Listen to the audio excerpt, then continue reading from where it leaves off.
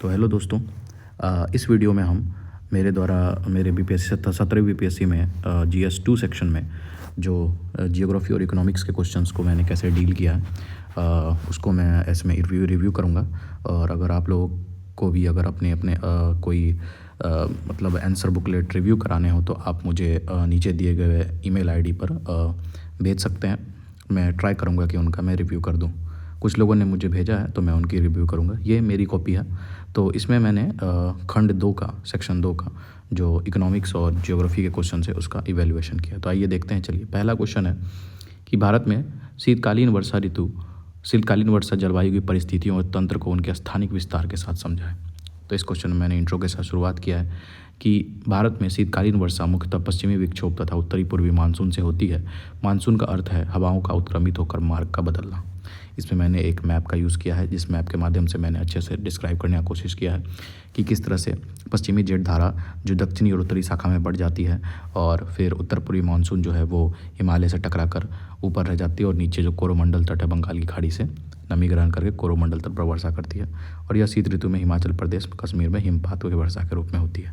यह मैप बना के मैंने दर्शा दिया है। उसके बाद अगले लाइन में मैंने दोनों को अलग करके समझा दिया है कि शीत ऋतु में वर्षा पश्चिमी विक्षोभ से होती है और उत्तर पूर्वी मानसून से होती है।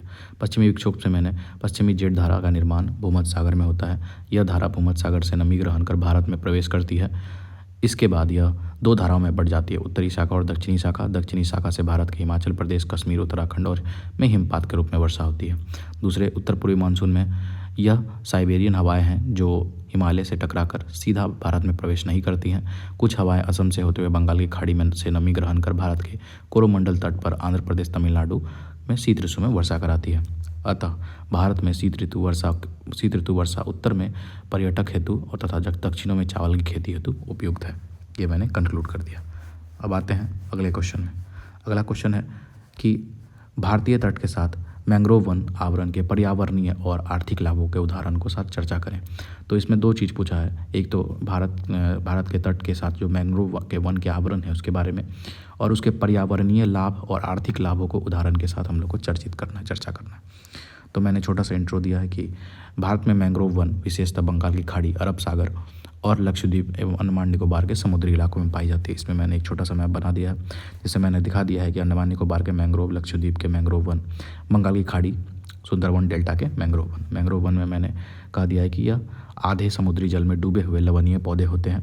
और यह भारत के वन सर्वेक्षण 2021 के रिपोर्ट के द्वारा भारत में लगभग 4,992 किलोमीटर स्क्वायर मैंग्रोव वन है। इसमें 0.15 किलोमीटर% भी लिख सकता था लेकिन वो मुझे याद नहीं था। ये डाटा काफ़ी है। अब मैंग्रोव वन के पर्यावरणीय लाभ और मैंग्रोव वन के आर्थिक लाभ दोनों को मैंने अलग अलग बता दिया है कि मैंग्रोव वन के पर्यावरणीय लाभ में मैंने समुद्री जंतुओं हेतु भोजन प्रदान करने में, प्रकाश संश्लेषण से समुद्री जनजीवन फलता फूलता है, समुद्री जैव विविधता हेतु बहुत महत्वपूर्ण है, प्रवाल भित्ति के मध्य मछलियों हेतु उपयुक्त स्थान प्रजनन के लिए।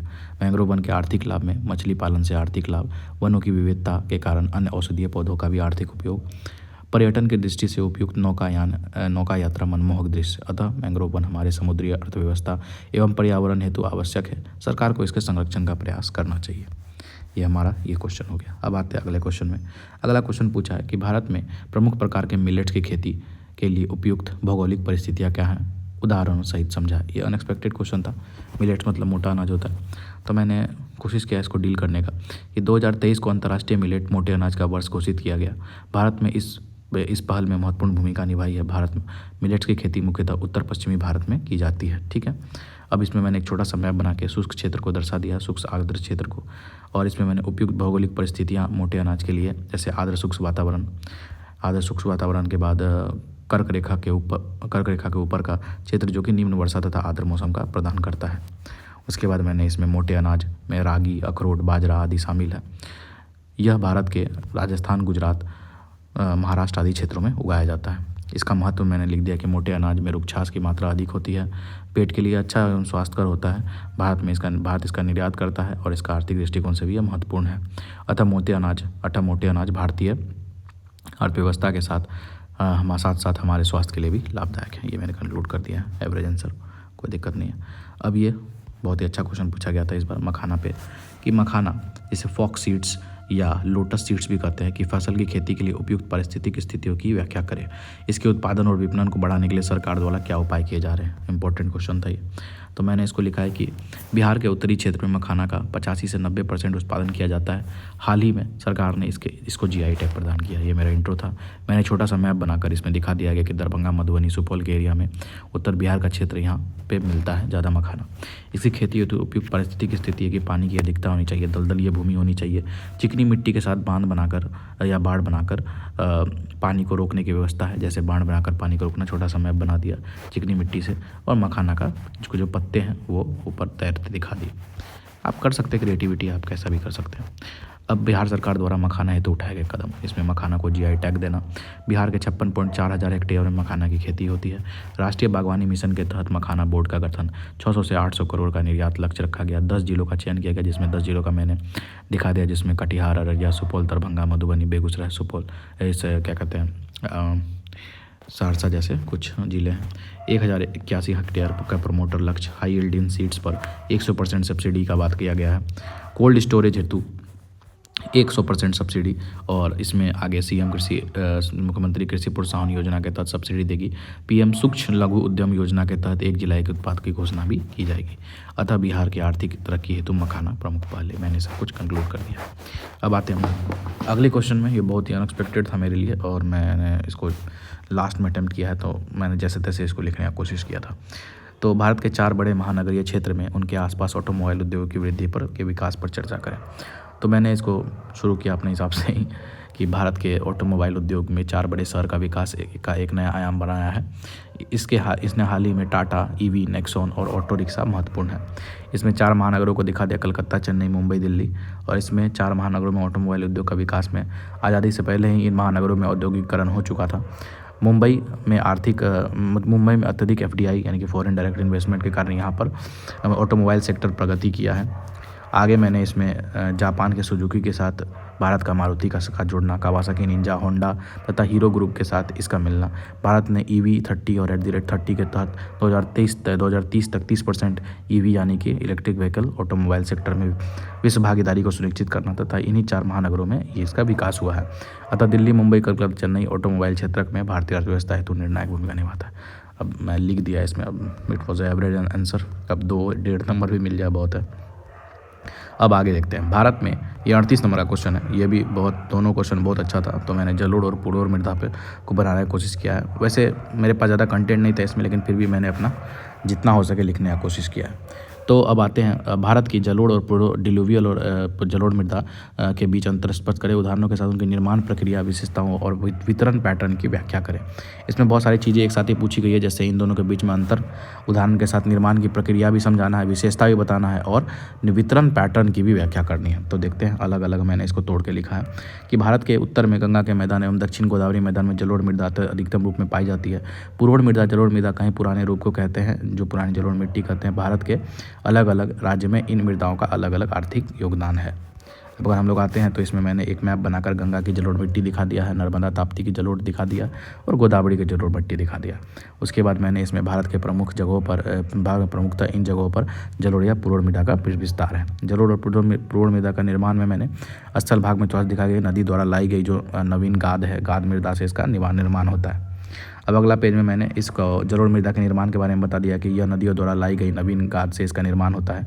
जब नदियाँ उफान से अधिकतम वर्षा के जल के साथ चलती हैं, तब अपने साथ नवीन मृदा को बिछाते चलती हैं। इस माध्यम से यह मृदा पर भारी परत जमा कर देती हैं। तब नदी वापस से घटती है तो पीछे की मिट्टी छोड़ जाती है और इसे जलोढ़ मृदा कहते हैं। यह भारत में इसका विस्तार बिहार के उत्तरी भाग, यूपी, महाराष्ट्र, कृष्णा गोदावरी डेल्टा के मध्य पाई जाती है। अब आगे बात करें तो पुरोढ़ मृदा या जलोढ़ मृदा का ही पुरातन रूप है। जब जलोढ़ मृदा लंबे समय तक सूख जाती है तब उर्वरता घटने लगती है तथा परिणामस्वरूप पुरोढ़ मृदा का निर्माण होता है। इसमें वितरण पैटर्न भी पूछा था, तो मैंने वितरण पैटर्न को दिखा दिया कि बिहार और यूपी, पश्चिम बंगाल में, फिर नीचे महाराष्ट्र, कर्नाटक में, फिर के कृष्णा का नदी का क्षेत्र में दिखा दिया हो। अब आते हैं आगे, तो विशेषताओं में मैंने अत्यधिक उर्वरा शक्ति, ठीक है, उपजाऊ होने के कारण साल में 3 बार तक खेती होती है। फसल तीव्रता अधिक होती है, धान, गेहूं, गन्ना के लिए उपयुक्त होती है। भारत के सर्वाधिक उपज का सर्वाधिक योगदान है इसमें। अतः जलोढ़ एवं पुरोढ़ मृदा समग्रतः भारत की पर्यावरणीय एवं आर्थिक लाभ हेतु महत्वपूर्ण मिट्टी है।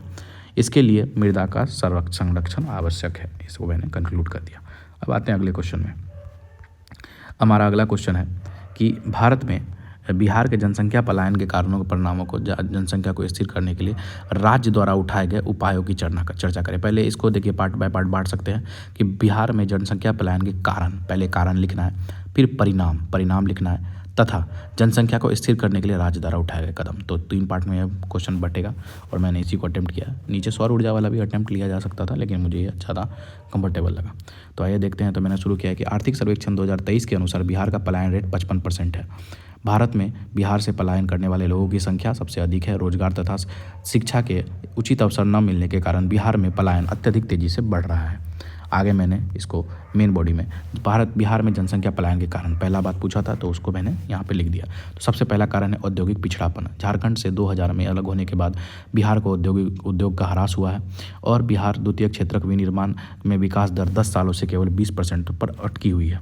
शहरीकरण का अभाव, जिसमें बिहार का शहरीकरण 11.3% है 2011 के सेंसस के अनुसार, जबकि भारत में यह 31.2% है। बिहार और भारत में इसमें 19.9% का गैप है, जो कि दिखाता है कि यह पिछड़ापन है। और सर्वाधिक 14% अकेले ही सिर्फ पटना शहरीकृत है, बाकी राज्य वीरान है। कम दैनिक भत्ता, बिहार में एक दिन की औसत मजदूरी लगभग 300 रुपये है, जबकि पंजाब हरियाणा में 800 रुपये तक मिलती है। अब शिक्षा का निम्न स्तर, बिहार में शिक्षा का स्तर सुदृढ़ नहीं होती, इसको इस हेतु छात्रों का पलायन कोटा और दिल्ली में होता है।